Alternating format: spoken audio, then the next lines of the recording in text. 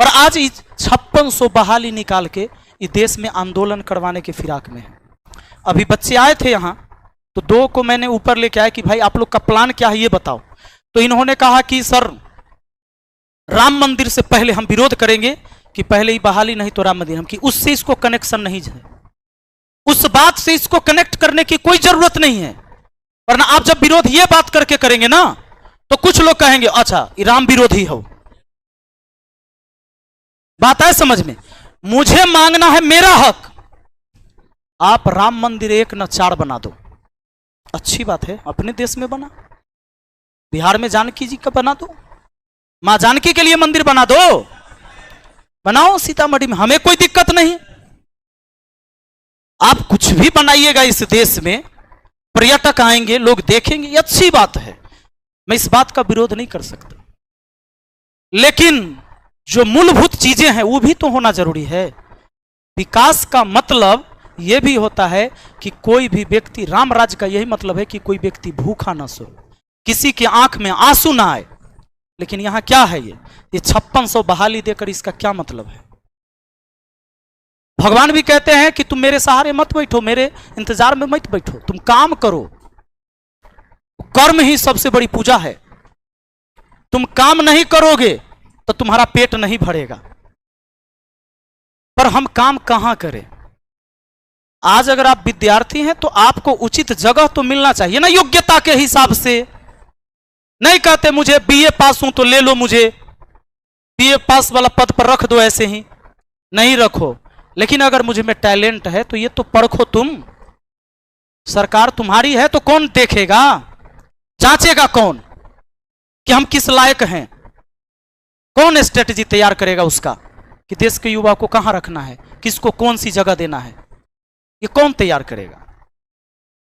तो हमें राम मंदिर से इस बात को जोड़ने की कोई जरूरत ही नहीं है। अगर आपसे गलती से भी बोला जाएगा, किसी से बोला गया, तो उस भीड़ में ना जाने दूसरे उपद्रवी घुस जाएंगे।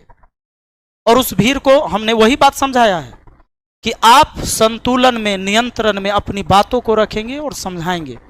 यह प्रोटेस्ट सिर्फ ऑनलाइन नहीं होगा, क्योंकि अभी हम लोगों ने ट्विटर पर जो कैंपेनिंग किया था, पूरे विश्व में 4थे नंबर पर रहा था ट्विटर कैंपेनिंग। भारत में तो पहले स्थान पर आया था।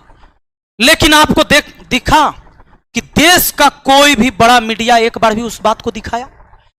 जब ट्विटर पर दिन भर फर्स्ट रैंक पर रहा हो मुद्दा, ये मुद्दा नहीं है, अकेला हो गया ही, एक आदमी कर दिया ही, 10 आदमी मिलकर ही कर दिया।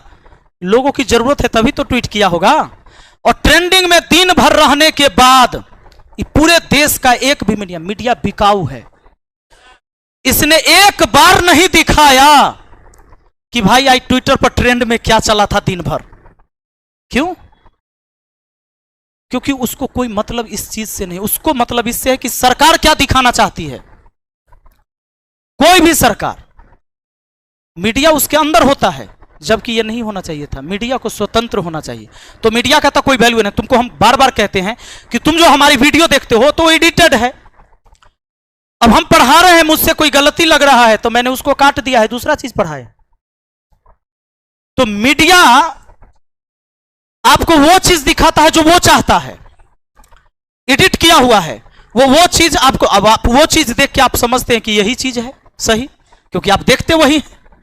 तो मीडिया का अहम रोल होता है, जो चीज पूरे विश्व में ट्रेंडिंग में 4 नंबर पर रहे दिन भर, उसको मीडिया भारत में जगह नहीं देती है।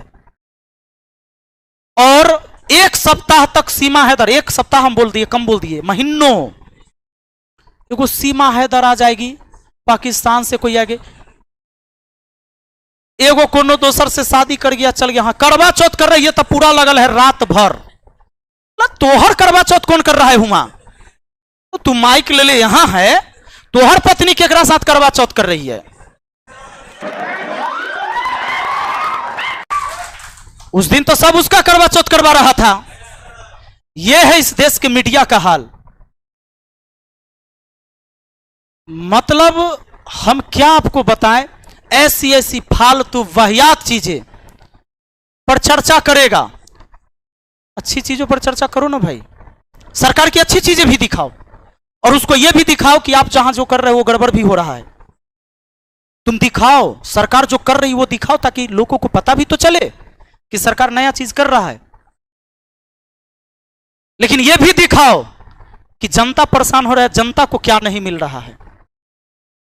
ये चीज कब दिखाओगे? तो ये चीजें नहीं है। किस कोई बैठा हुआ है खाली एगो विरोध कर ले तो ओकरा अच्छाई नहीं दिखता है, ओकरा एको बार अच्छाई नहीं दिखता।